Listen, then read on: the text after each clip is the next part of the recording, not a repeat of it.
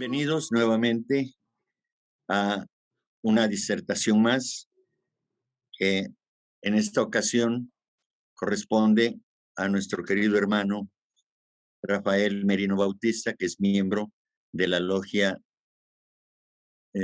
Damodar Mavalankar, que está ubicada en la ciudad de Atlisco del estado de Puebla, aquí en México. Y por lo tanto, agradezco mucho que nos favorezca con esta exposición de uno más de los artículos que escribió la señora Blavatsky, siempre aclarando algunas cuestiones que son necesarias para una mejor comprensión acerca de lo que es la teosofía y, en este caso, también de las funciones de la sociedad teosófica, y todo ello nos lleva a el punto de comparar el trabajo que se hace, en este caso, en una religión en específico, y el trabajo que se hacía en la sociedad teosófica, y que hoy también tanto la misma religión como la misma sociedad teosófica continúan haciendo su trabajo, cada quien en su propia línea, en su propio carril. Así que, sin más, bienvenido, Rafa. Muchas gracias por aceptar nuestra invitación para compartir este importante mensaje de la señora Blavatsky y que tú nos harás favor de analizar y explicarnos. Muchas gracias. Adelante. La verdad es que el artículo, pues por sí mismo, pues tiene demasiadas cuestiones bastante, ¿cómo decirlo?, bastante obvias para los que estudiamos, para los que tenemos ese interés, y pues nos encontramos al final, pues ahora en este momento, pues juntos, tratando de entender lo que es la cotidianidad y obviamente con las herramientas de la teosofía que nos deja Madame Blavatsky. Es un artículo muy bonito, muy interesante, porque nos revela ciertamente pues todo lo que la clave de la teosofía nos comenta Madame Blavatsky, su postura, como es que un teósofo debe de conducirse, cómo es que un teósofo debe de actuar.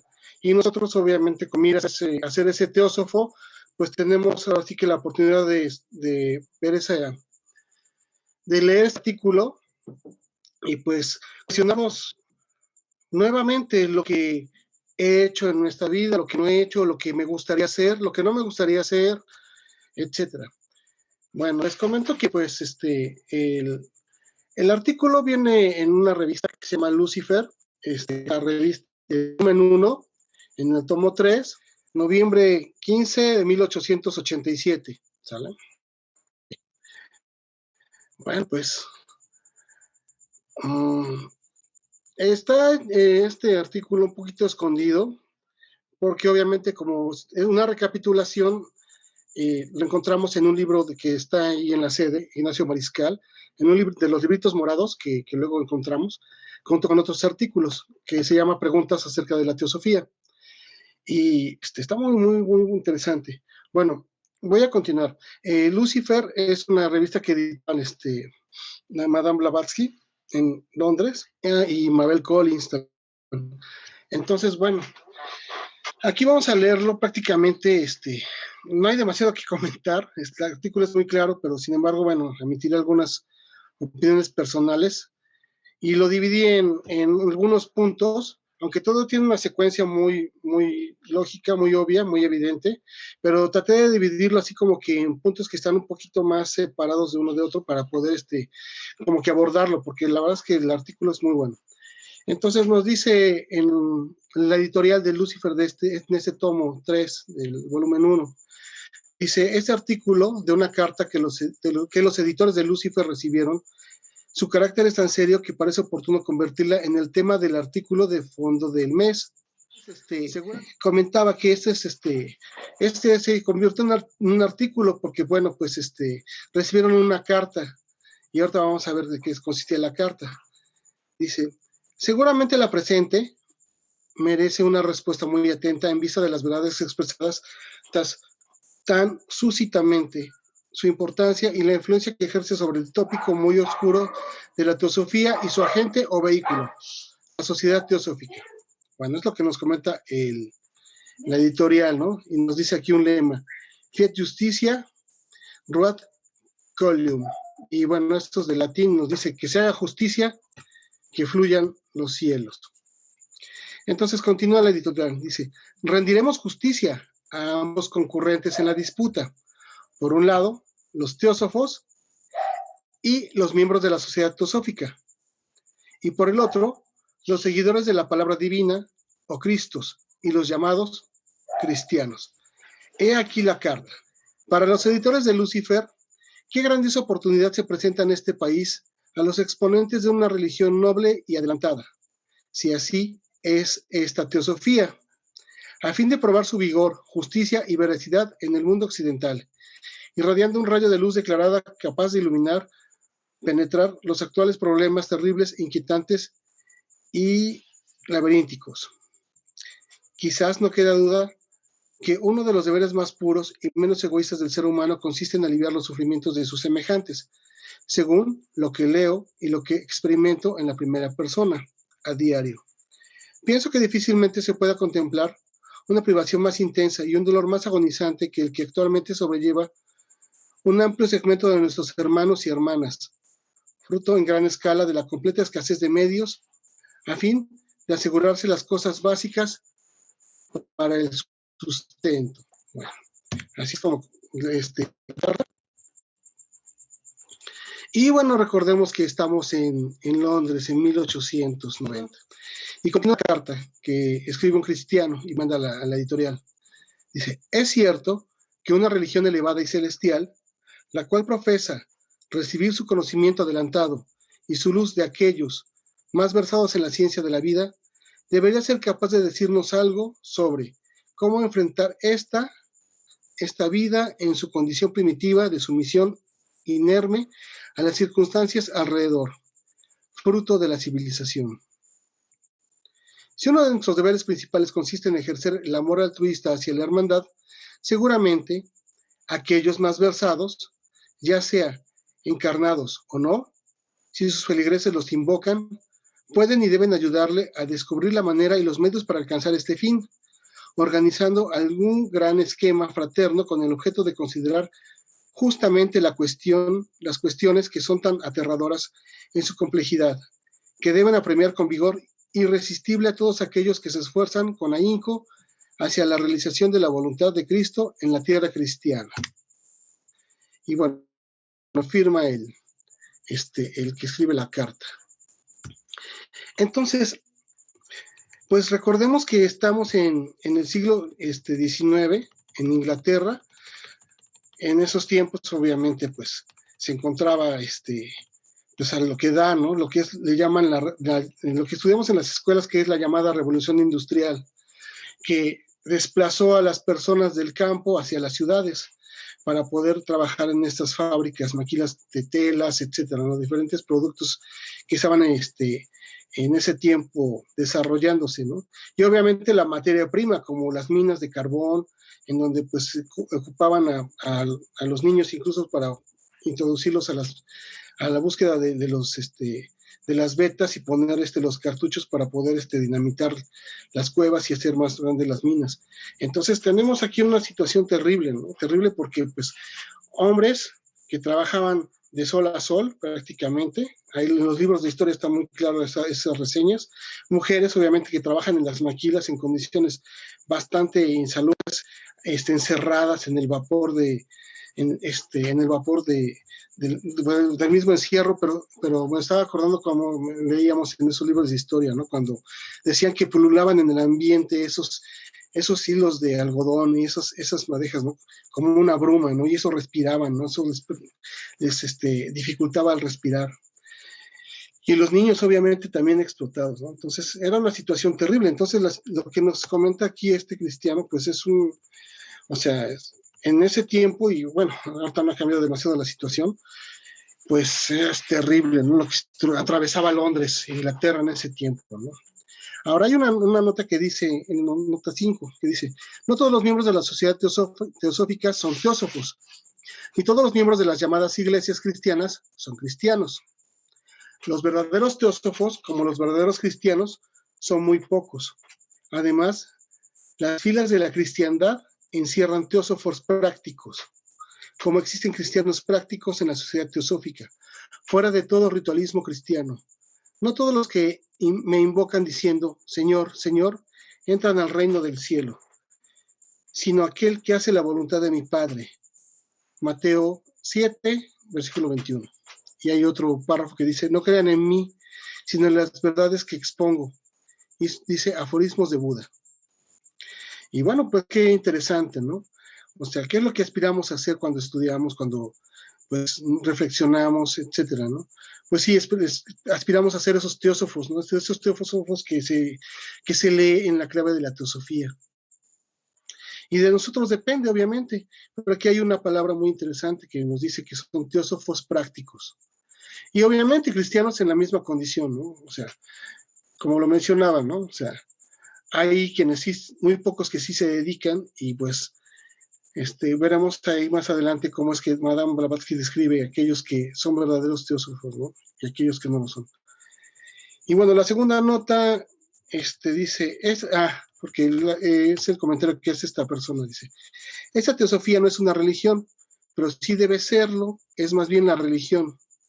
Actualmente preferimos llamar una filosofía capaz de entrañar cada religión, siendo la esencia y la base de todas. La tercera regla de la organización teosófica dice, las sociedades no representan ningún credo religioso particular. Es totalmente no sectaria e incluye feligreses de todas las fes. Aquí hay algo que me llamó la atención y bueno, quise poner una foto aquí de Krishnamurti cuando estaba dando pláticas en Inglaterra. Y bueno, aquí vemos a una congregación de personas que, bueno, les interesan obviamente las sesiones de aquel tiempo, de las reuniones de la Sociedad Teosófica. Y bueno, pues vemos a personas que, pues que no se ven en una situación económica grave o en una situación de padecimiento extremo, ¿no? Se ven personas, pues, normales que, pues, tienen esa aspiración, ¿no? Que tienen esa aspiración de encontrar algo más, ¿no? Así como nosotros. Pero más adelante comenta Madame Blavatsky que en India el 98% de los miembros de la Sociedad Teosófica Yanatiar pues no tenían ni los recursos, ni las, ¿cómo se dice? Cuando ni las influencias, y el alcance que tienen, que tenían algunos, ¿no? Como para hacer estas transformaciones, ¿no? Entonces, bueno, aquí, después de lo que leímos en la carta, de estas inquietudes de este cristiano, en el cual cuestiona, obviamente, a la Sociedad Teosófica y a los cristianos en cómo es que debería de haber esas instrucciones de aquellos seres, ¿no? Que aquellos seres que entregan el conocimiento y que deberían de ser como un manual, ¿no? De qué es lo que podemos hacer para aliviar ese sufrimiento a los demás.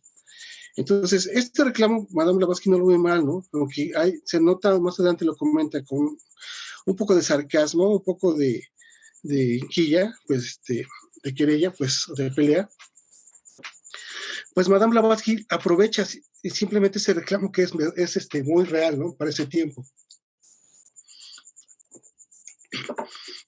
Entonces, empiezan a hacer el artículo. Y dice 25 de octubre de 1887. Y Madame Blavatsky comenta en el artículo. Esta carta, franca y sincera, contiene dos declaraciones.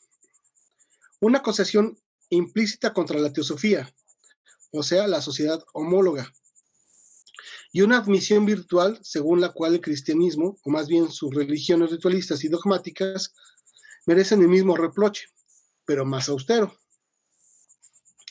Madame Blavatsky comenta en el artículo algo muy interesante, y aquí vamos a encontrar algún, ahora sí que bueno, estas ideas y estas posturas que Madame Blavatsky pues enarbolaba con tanta fuerza. Dice, desde luego, si la teosofía representa por sus divulgadores y le corresponde con arreglo a la apariencia externa, está muy bueno.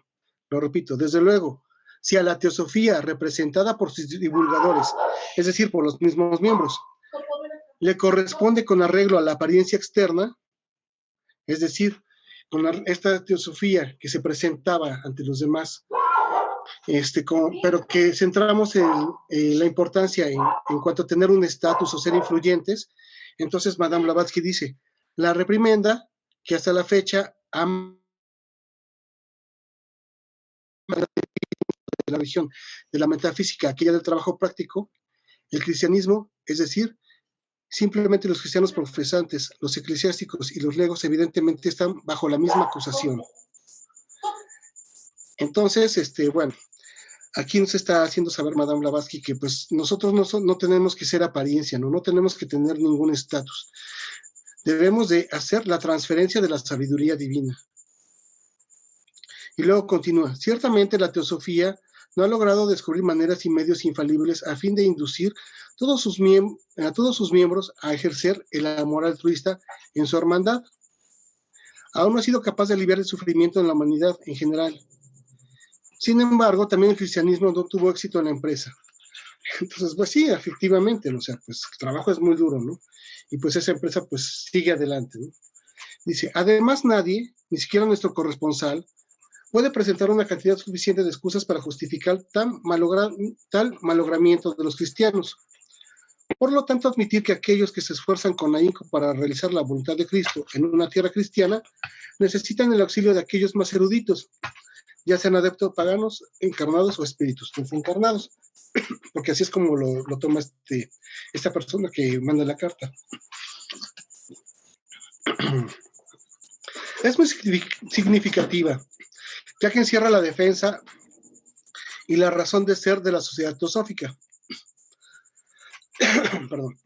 Tal admisión, por tácita que sea, procediendo de la pluma de un cristiano sincero que anhela aprender algunas maneras prácticas a fin de aliviar los sufrimientos humanos de las multitudes hambrientas, se convierte en la justificación más grande y completa que sella la existencia de la hermandad teosófica.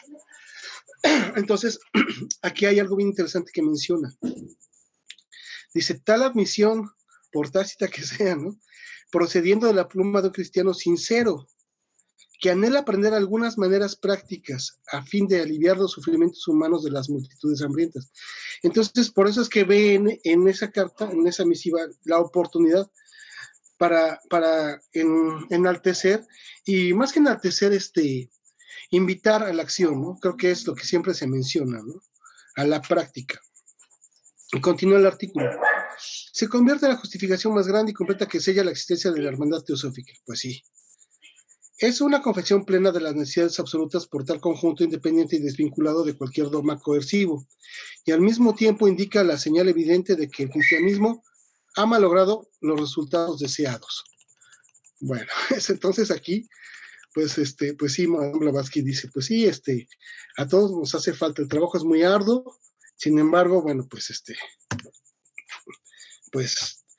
los cristianos, pues aún con tantos siglos de existencia, pues tampoco han tenido demasiado éxito, ¿no? Prácticamente es lo que encuentro que dice en este artículo. Y bueno, pues y obviamente lo analicen con calma. Ahorita yo nada más lo estoy presentando y hago algunos comentarios. Y aquí nos dice esta diapositiva. Dice, Colwright expresó una verdad al decir que las buenas obras pueden existir sin principios redentores. Y hay una interrogación, ¿no?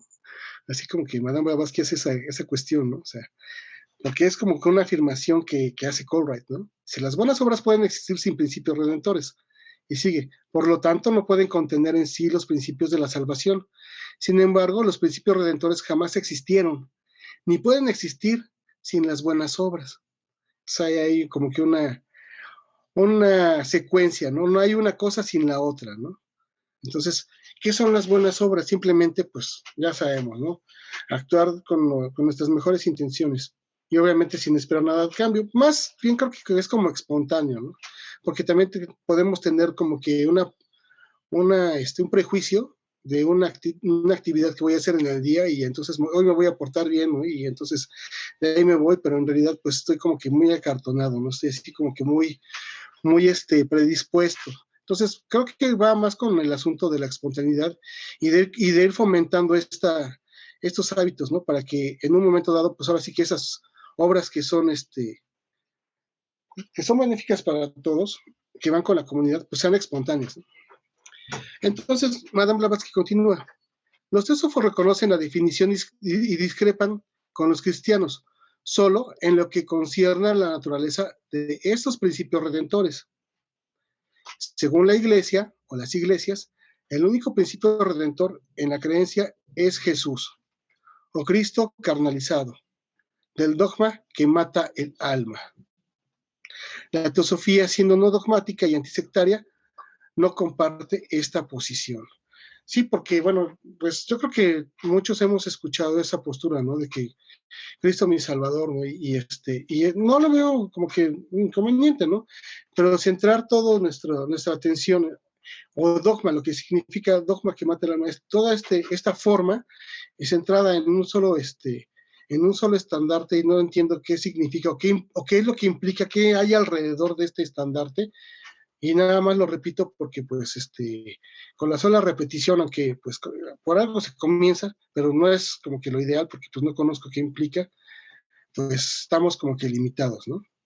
Por eso dice, la teosofía siendo no dogmática, es decir, no formal o no de una forma cuadrada y antisectaria, no comparte esta posición. Entonces, por eso puse varios símbolos católicos, así para que veamos ahora sí que lo que nosotros tenemos como que el ideal de la redención, ¿no? Hacer un oficio, rezar, etcétera, ¿no?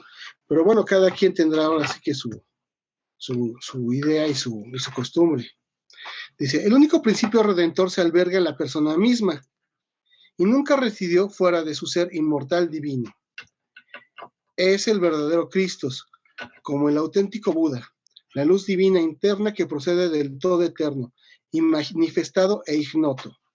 Esta luz puede revelarse solo por sus obras, mientras la fe en ella debe siempre permanecer ciega para todos, exceptuando al individuo que la siente en su alma. Está interesante, ¿no? Porque obviamente, pues a cada quien se le revelan lo que tiene que hacer, ¿no?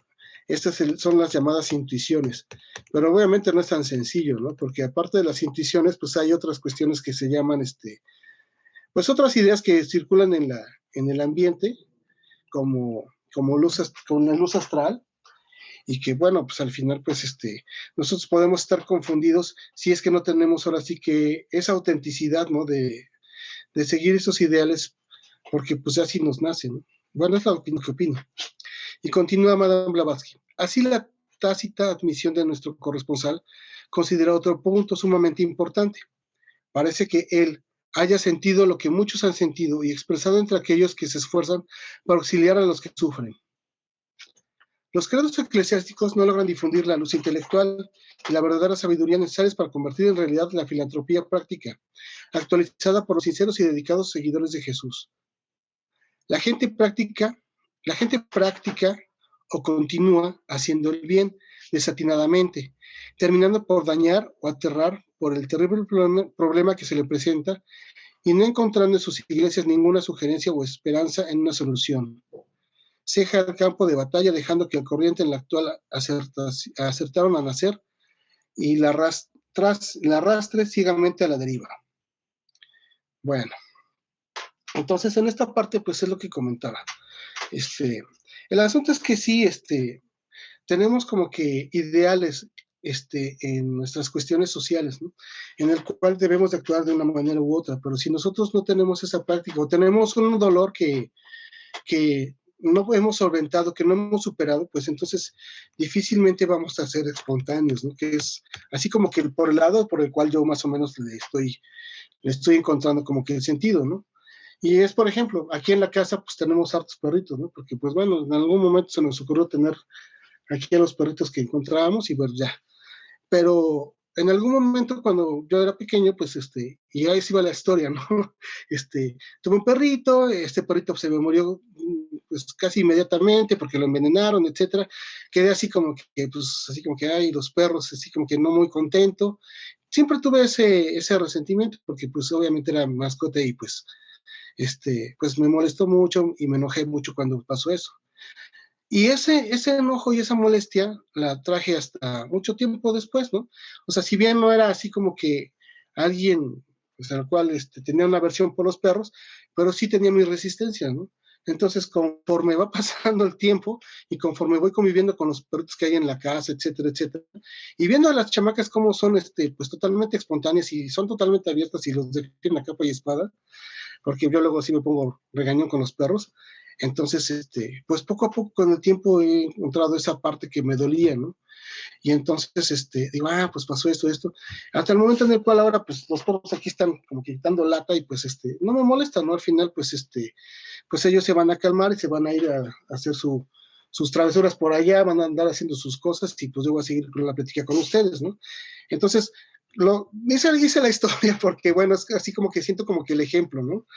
De que pues hay cosas que nos duelen y no las hemos podido solventar, ¿no? Y no es que esté a salvo, ¿no? Pero esa es una de las cosas que pues tenía por ahí guardadas.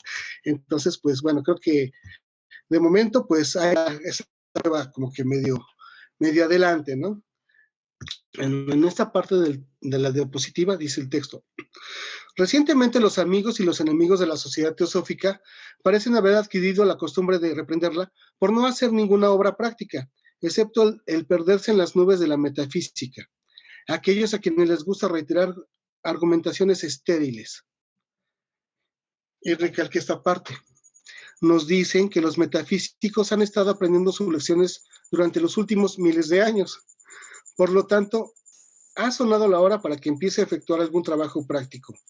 Estamos de acuerdo, dice Madame Blavatsky. Sí, pues sí, obviamente, pues, si no, ¿cómo llegan estas tradiciones, estas costumbres y estas herramientas a nosotros, ¿no? Si no ha sido a través de esos pensadores, a través del tiempo que han, pues, nos han, pues ahora sí que dejado estas costumbres en escritos. Sin embargo, bueno, pues obviamente, pues podemos encontrar que hay quienes se dedican demasiado al estudio, estudian de tal manera que solamente el estudio concreto y formal, y no es que esté mal ser disciplinado, pero simplemente pues a veces exageramos cuando comprendemos algún término, nos casamos con ese ideal y de ahí nos saca, ¿no? Y nos cerramos en esa parte. Entonces, pues creo que ahí es donde nos dicen, deja de estudiar y ponte a practicar. Continúa el artículo. Sin embargo, considerando que las iglesias cristianas existen más o menos desde hace 19 siglos, mientras la sociedad teosófica y la hermandad es un grupo que difícilmente alcanza los 12 años, y teniendo presente que las iglesias cristianas gozan de pingües riquezas y sus feligreses son centenares de millones, mientras la hermandad teosófica cuenta con algunos millares dedicados, o sea, solo son algunos millares que son dedicados, y carece de fondos, y es lo que comentaba hace rato, y que el 98% de sus miembros son tan pobres y poco influyentes como la aristocracia de la iglesia cristiana. Esa caudalada y poderosa hubiera mucho que decir si los teósofos, teniendo presentes estos datos, eligieran introducirlos a la atención pública. Entre tanto, considerando que los críticos más acérrimos de los líderes de la sociedad teosófica no pueden circunscribirse solo a las personas externas, sino que existen miembros siempre dispuestos a encontrar pretextos para estar descontentos. Y preguntamos, ¿es posible realizar obras caritativas de renombre sin dinero? Seguramente no. Entonces, bueno, pues aquí obviamente Madame Blavatsky está denunciando esta parte, ¿no? O sea, aquí pues nos habla de ese 98% de sus miembros y son tan pobres, obviamente habla de aquella base, de aquellos miembros que son que en India están pues trabajando, ¿no? Y que son los que buscaban y querían el regreso de Madame Blavatsky a Diyar cuando ella fue, pues ahora sí que, pues sacada de India, ¿no? Por esos juicios y estos problemas políticos en los cuales se vio envuelta. Y bueno, lo dejamos hasta acá. Entonces, bueno, dice después el artículo, seguramente no. Aún no obstante todo esto, ninguno de sus miembros europeos efectúa un trabajo práctico, exceptuando algunos oficiales devotos que se encargan de las sociedades. Sin embargo, algunos de ellos, especialmente aquellos que jamás movieron un dedo para aliviar el sufrimiento y ayudar a sus hermanos más pobres fuera de la sociedad teosófica, son los más gárrulos y los más cáusticos, en delatar la no espiritualidad, la ineptitud de los líderes de la teosofía. Entonces está bien interesante, ¿no? Porque al final, pues, nos está comentando, ¿no? En unos lados sí trabajan y en otros lados no trabajan. Es decir, en unos lados, pues, ¿qué es lo que sucede? Que aquellos miembros que no hacen un trabajo práctico, ¿no? pues no es así como que tan complicado, ¿no? Y no tienen que ser precisamente europeos, este, pero sí tienen que ser personas que estamos muy acomodados, ¿no? Estamos muy conformes, estamos muy, um, como dicen, en la zona de confort, pero le llaman de otra manera. El asunto es que, pues sí, al sentirnos cómodos, al sentirnos protegidos, al sentirnos estables económicamente, socialmente, etcétera, etcétera, pues eso difícilmente nos va a orillar a que hagamos un trabajo práctico, ¿no? Salvo lo que son algunas cosas que pues son así como que las más básicas, ¿no? Pero bueno, aquí hay una invitación para los que pues actuamos de esta manera, ¿no? Que dejemos esa comodidad y pues que nos enfrentemos a lo que hay afuera, ¿no? Afuera pues no solamente está la vida del trabajo, ¿no? Sino que hay muchos hermanos, hay mucha gente que pues que tenemos que convivir con ella, ¿no? Más que ayudarles, porque eso es como que un término bastante superficial, pues convivir con ellos, ¿no?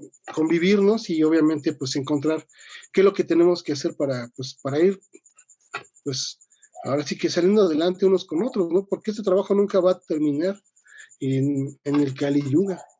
Vamos a continuar con esto. Entonces, eso sí quise ponerlo todo porque sí se me hace bastante interesante todo lo que encontré en el artículo.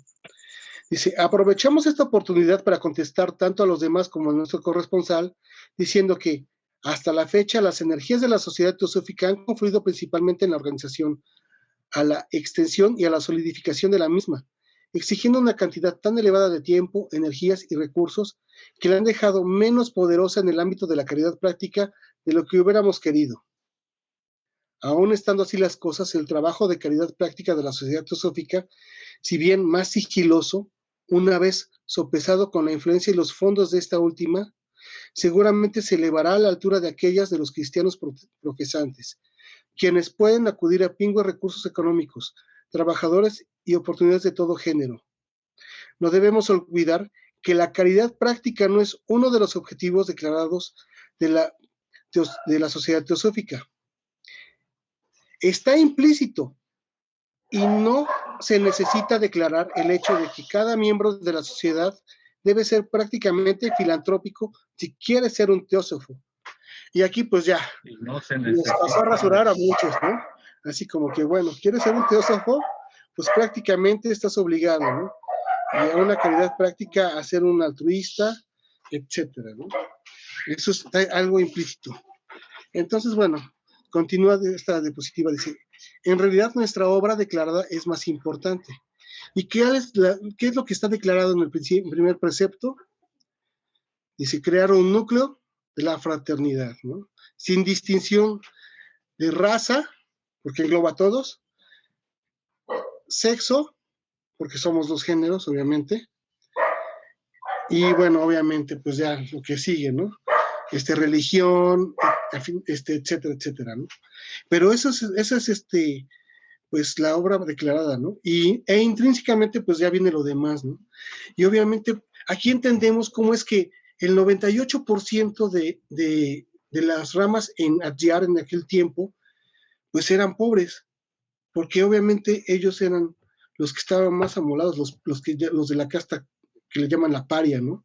Los de las castas más bajas, que nadie hace caso. Ellos, por derecho, así es la costumbre que tienen, pues están ahora sí que destinados a nacer ahí, crecer y vivir así y morir en esa casta, ¿no?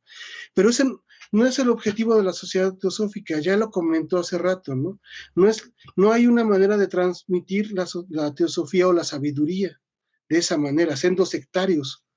Entonces, así es como que vamos aclarando, pues sí, entonces Madame Blavatsky estaba en contra de las castas, y obviamente las castas de quiénes están formadas, pues de los que son políticos, influyentes, ricos, etcétera, etcétera, etcétera. Y entonces entendemos cómo es que hubo todos estos atropellos para que Madame Blavatsky saliera de Adyar.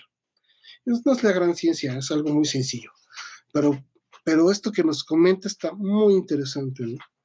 Y entonces dice, en realidad nuestra obra declarada es más importante. Pues sí, porque fomentar esa fraternidad, buscarla, encontrarla y practicarla, pues obviamente ya trae como que por default, dicen, pues todo lo demás, ¿no?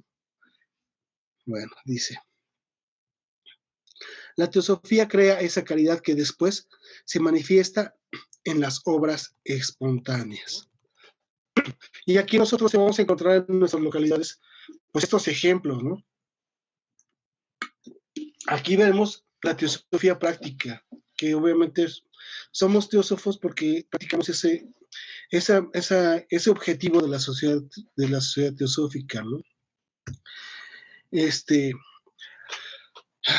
Pues bueno, ¿qué podemos decir, no? Aquellos que, bueno, pues sí, que ayudan a los animales, ¿no? Que en los estados de limitaciones económicas, pues vemos que pues a los perritos, a los bichos, a todo el que tiene ahí los refugios y les da de comer, ¿no? Y ahí radica nuestra riqueza, o la riqueza que tenemos en nuestra tierra y en nuestras costumbres, en todo lo que es este continente. Y aquí en este lado del mundo le llamaban el Anáhuac. Obviamente en el lado sur le llamaban de otra manera. Pero sí, aquí radican estas potencialidades de nuestras razas, esas razas que somos hermanas, que vivimos en nuestras tierras. Y entonces vemos aquí, no sé si han escuchado hablar en otros lugares del tren que lleva desde Chiapas hasta el norte, que le llaman La Bestia, que pasa por Veracruz.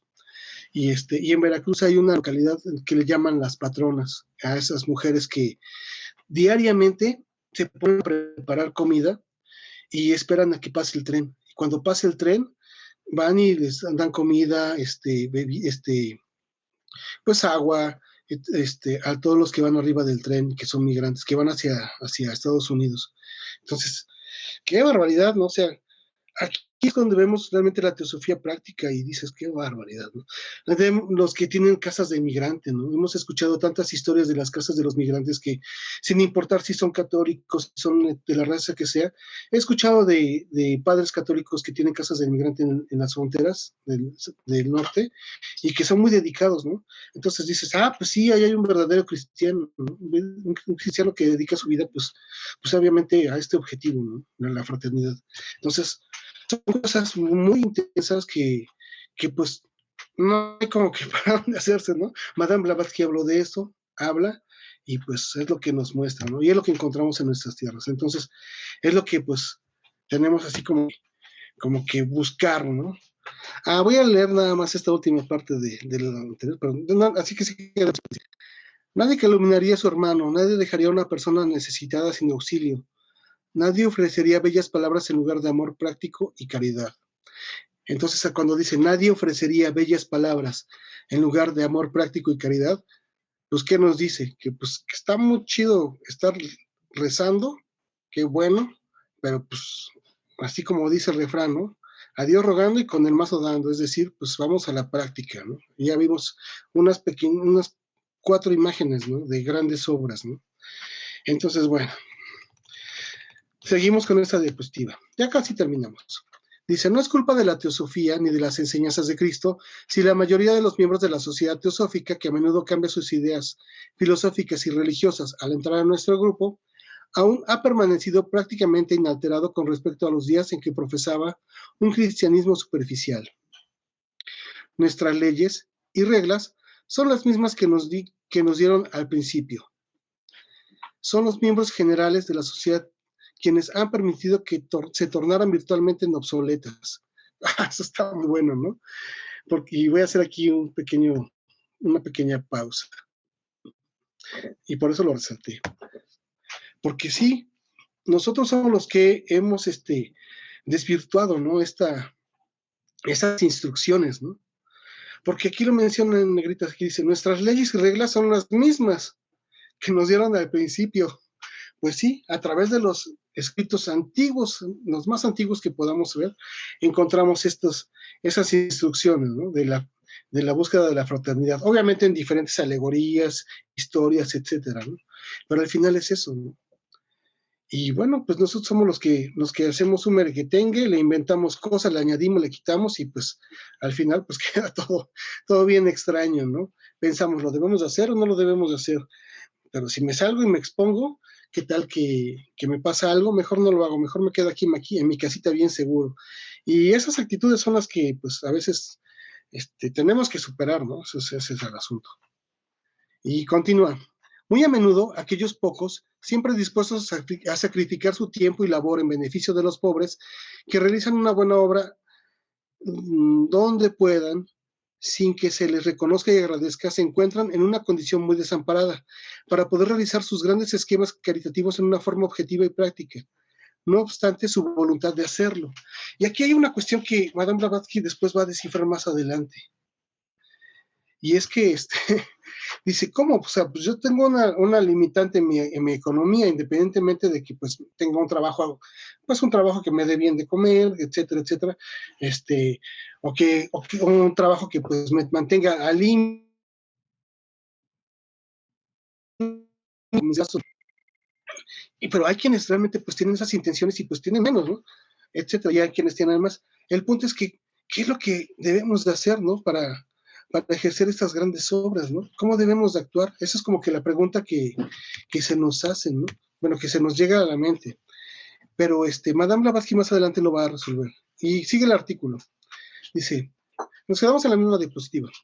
Y dice, recientemente uno de los cirujanos más eminentes dijo a una de las editoras, la falta que discierno en la sociedad teosófica es que no encuentro a nadie entre sus miembros que lleve realmente a cabo la vida de Cristo. Esta parecía una acusación muy seria, considerando que procedía de un hombre quien no solo está a la vanguardia de su profesión, era un médico obviamente, sino que sus pacientes y la sociedad lo respetaban por su gentil naturaleza y es notorio por haber efectuado muchas obras buenas. Y sigue Madame Blavatsky, dice, la única respuesta posible fue que la vida cristiana es innegablemente el ideal de cada ser digno.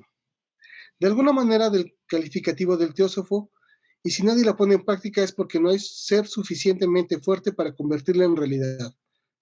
Algunos días después, un artista encomiado sometió la misma queja de forma más gráfica. Vosotros los teósofos no hacéis suficiente bien para mí, dijo concisamente. Aún en este caso, ella tenía el derecho de hablar, pues lleva a cabo dos vidas, una de mariposa social y la otra una seria existencia que no suscita mucho bullicio. Sin embargo, está embebida de propósito. Aquellos que consideran la vida como una gran vocación, véase a los dos críticos del movimiento teosófico que acabamos de mencionar, tienen derecho a exigir de más que simples palabras. Ellos mismos se esfuerzan silenciosamente en llevar una vida crística y no pueden comprender, obviamente es un sarcasmo, ¿no? Y no pueden comprender a un grupo de personas que se reúnen en el conato hacia esta vida. Sin embargo, resultados prácticos aparentes. Otro crítico de la misma índole, quien tiene el menor derecho posible para censurar, siendo un eminente filántropo práctico y caritativo hasta el meollo, ha dicho que todas las charlas y literatura de los teósofos, dice, parecen resolverse en un simple luto intelectual e improductivo de algún bien directo para el mundo. Bueno, pues sí, al final posturas, ¿no? Las posturas que tenemos. Y aquí obviamente quise poner estas imágenes de opulencia hasta abajo de la diapositiva, porque podemos ver cómo es que aquellos que se dicen miembros altruistas de sociedades, de cofradías, etcétera, y llamémosle, no sé, el club del tigre, bueno, el club de leones, o el club tal, o la iglesia tal, o el movimiento tal, al final pues se desvirtúa toda esta enseñanza, ¿no? Porque nosotros estamos viendo la opulencia de en sus templos, o sea, realmente decorados, etcétera, cuando pues bueno, el trabajo pues es diferente. Sin embargo, bueno, pues uno quiere es para criticar, ¿no? Probablemente si yo tuviera esos recursos, pues adornaría muy bonito mi templo. Aunque no lo creo, pero pues bueno. Pero probablemente estuviera en esa situación, lo haría. Dice, existe un punto de divergencia muy serio entre los teósofos y los filántropos prácticos. Aquí resuelve un poco. Y hace esta disyuntiva de estos dos casos, ¿no? Dice, existe un punto de divergencia muy serio entre los teósofos y los filántropos prácticos religiosos o laicos. O sea, todavía divide los filántropos en prácticos religiosos y prácticos laicos. Ahora bien, con el término teósofo no indicamos a los miembros de la sociedad homóloga, sino a la gente que acude realmente a esta como un método para aprender más acerca de la verdadera religión de la sabiduría, la cual existe como un hecho eterno y vital tras de todos estos esfuerzos. Entonces, aquí es como aclara que es un teósofo, ¿no? Dice, por lo tanto, la respuesta que ninguno de ellos es suficientemente fuerte para llevar una vida crística es simplemente una verdad parcial.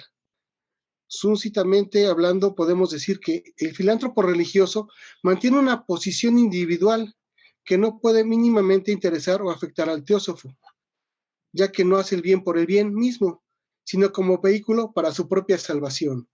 Entonces recordamos estas historias de los abuelitos, ¿no? Que compraban indulgencias, ¿no? Dicen algunas personas que tenían ricas, es decir, que eran ricas, perdón, es decir, hacían fuertes donativos a las iglesias, a las parroquias, para que pues obviamente comprar esa indulgencia en el cielo, ¿no? Apoyaban a la iglesia, pero ¿a quién apoyaban? Pues obviamente, al templo, pero bueno, recordemos que una parte de ese diezmo, pues, se quedaba entre los ricos, pero bueno.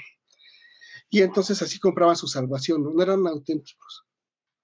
Y luego, prácticamente es lo que menciona de esos filántropos religiosos. Pero después habla de esos filántropos, sociales o laicos, ¿no?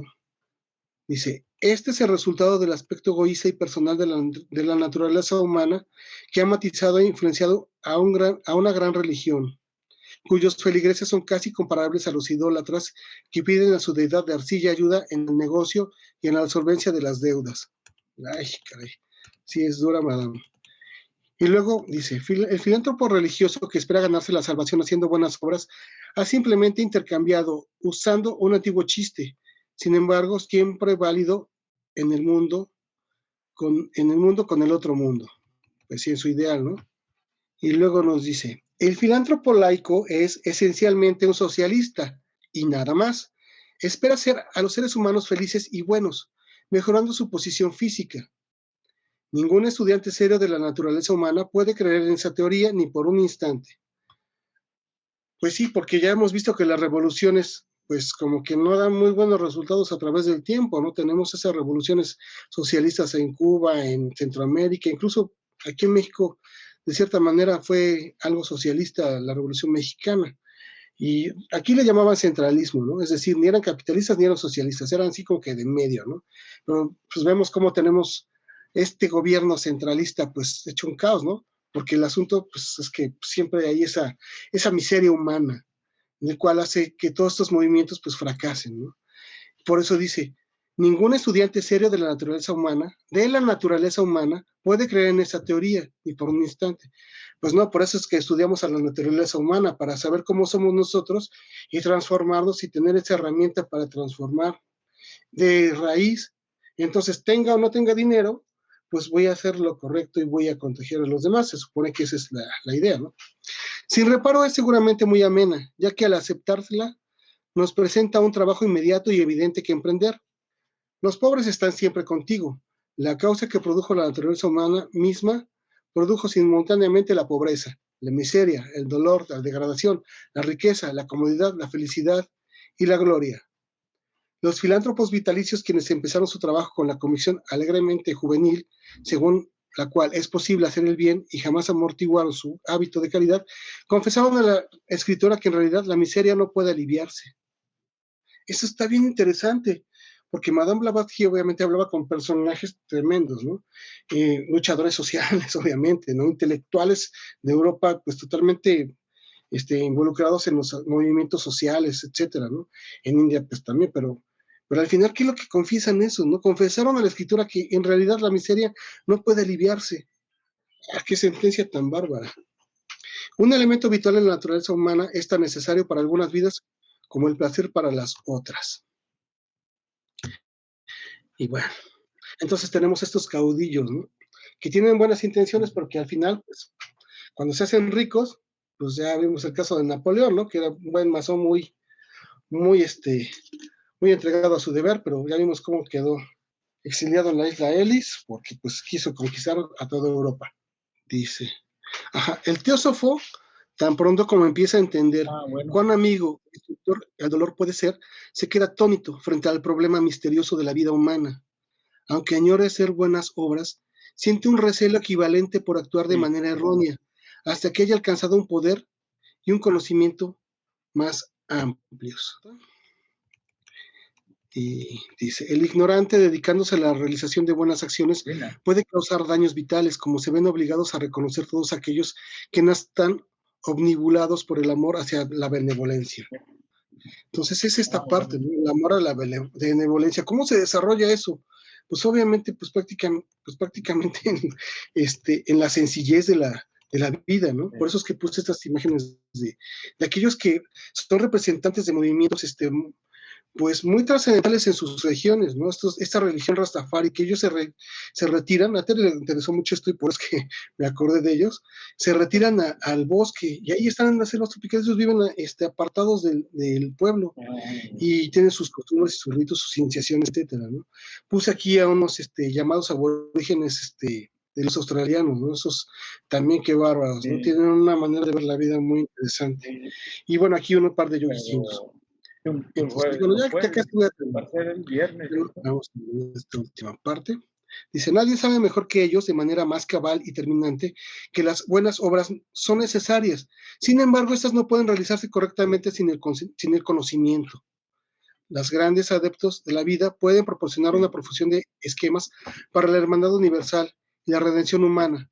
Sin embargo, continuarán siendo simples expresiones literarias, mientras los individuos permanezcan ignorantes e incapaces de comprender el gran significado de sus maestros. Se sabe muy bien que la primera regla de la sociedad teosófica consiste en realizar el objetivo de formar el núcleo de la hermandad universal. Aquellos que la elaboraron dilucidaron su aplicación práctica en la manera siguiente. ¿Quiénes la elaboraron? Pues los maestros, ¿no? Aquel que no practica el altruismo, aquel que no esté dispuesto a compartir su último bocado con uno más débil o pobre que él, aquel que descuida ayudar a su hermano o hermana de cualquier raza, nación o credo, cada vez y en cada lugar en el cual discierne el dolor y has oído sordo a los gritos de la miseria humana, aquel que oye un inocente ser objeto de vilipendio, ya es un hermano teósofo o no, y no lo defiende como se defendería a sí mismo, no es un teósofo. Y bueno, pues la verdad es que Madame Blavatsky, pues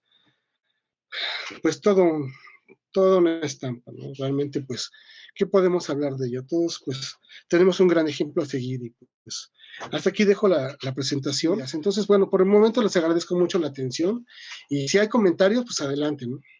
Muy agradecido por su participación generosa. Muchas gracias a Rafa por esta magnífica presentación y al mismo tiempo quiero comentar lo siguiente. Relacionado con el artículo que expuso, que es una respuesta a la carta de un cristiano. Y entonces, la respuesta nos deja muchas lecciones en este sentido. El hombre no puede cambiar íntegramente de la noche a la mañana. Eso es una realidad, ¿sí? Ni que sea cristiano, ni que sea teósofo o estudiante de teosofía, no se puede cambiar de la noche a la mañana. Eso debemos comprenderlos todos. Tenemos casos de personas, a mí me sucedió y he escuchado otros casos, de que somos estudiantes de teosofía y en ocasiones en la propia familia nos dicen, ¿para qué estudias teosofía si no la practicas? Pues es que así es esto. Tenemos la intención, no podemos cambiar íntegramente, podemos cambiar las actitudes en algunos sentidos, pero no basta. Hay que ir más a fondo, siempre. Y esa es responsabilidad de cada uno de nosotros, no de las religiones, no de los dirigentes, no de la teosofía, no de la sociedad teosófica.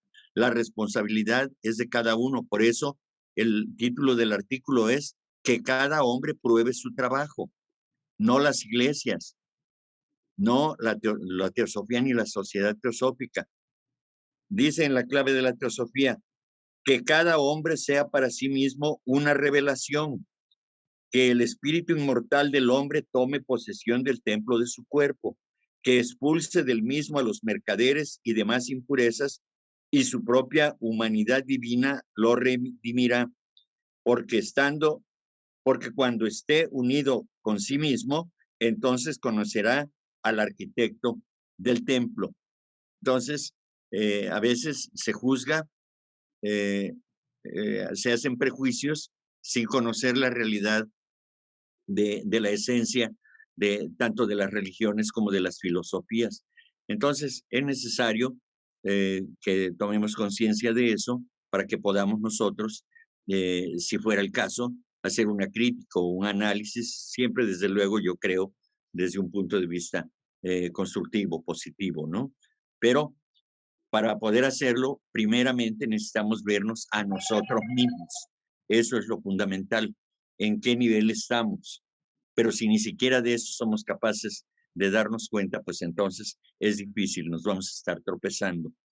Es todo lo que quería comentar respecto del trabajo que nos presentó Rafa y que deriva precisamente de este artículo de la señora Blavatsky.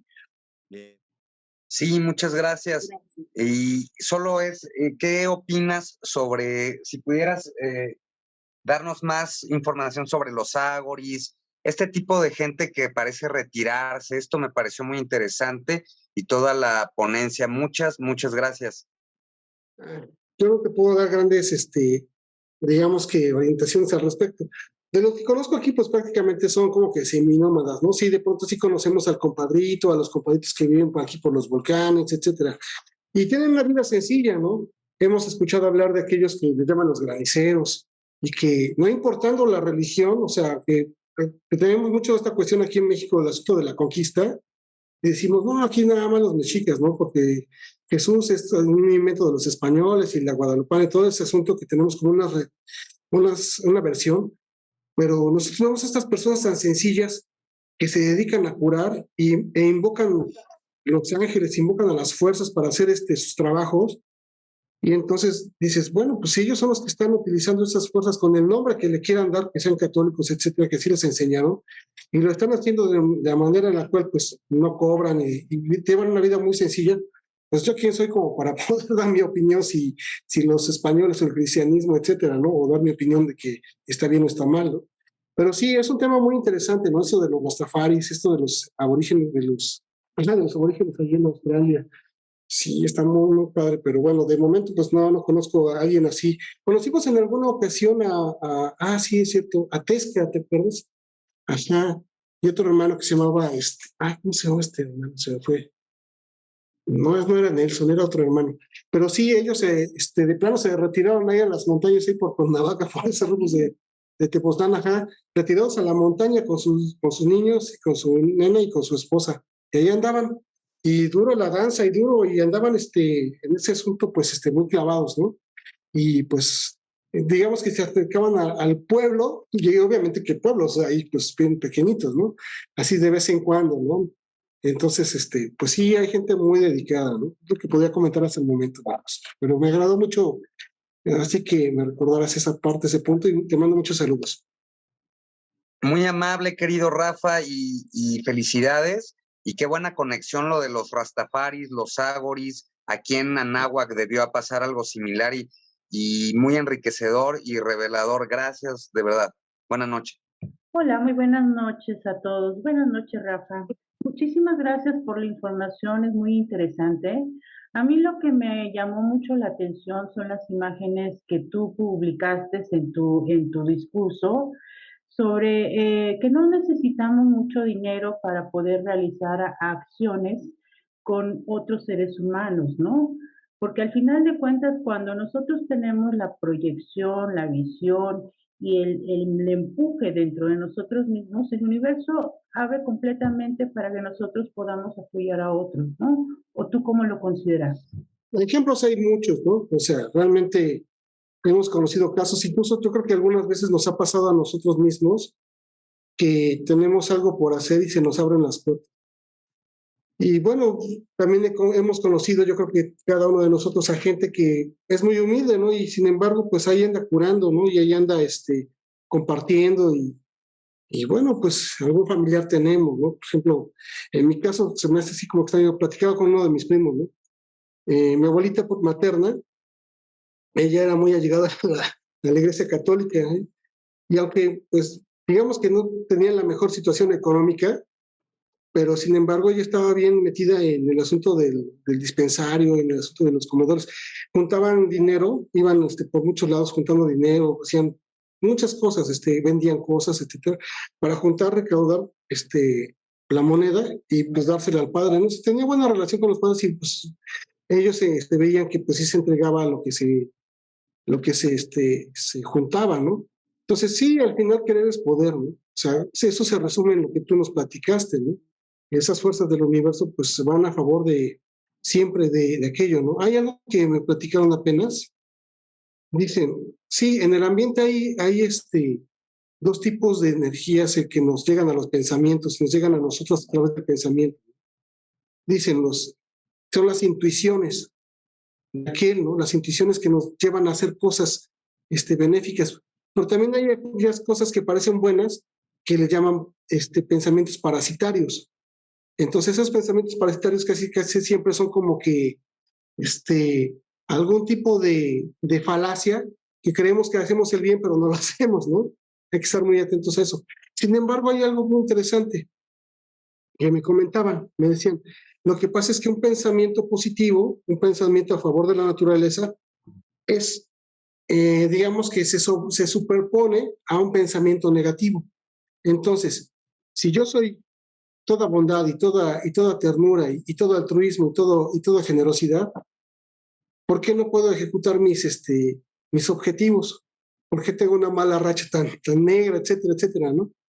Pues porque seguramente mis pensamientos son parasitarios, son de ese tipo del parasitario, ¿no? Esas energías a las que les estoy yo poniendo atención.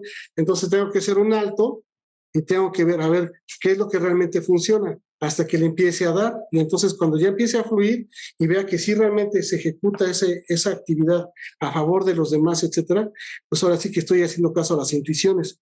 Como que por ahí podría yo como que pues abordar tu comentario. Gracias, Pati. Nada más rápido.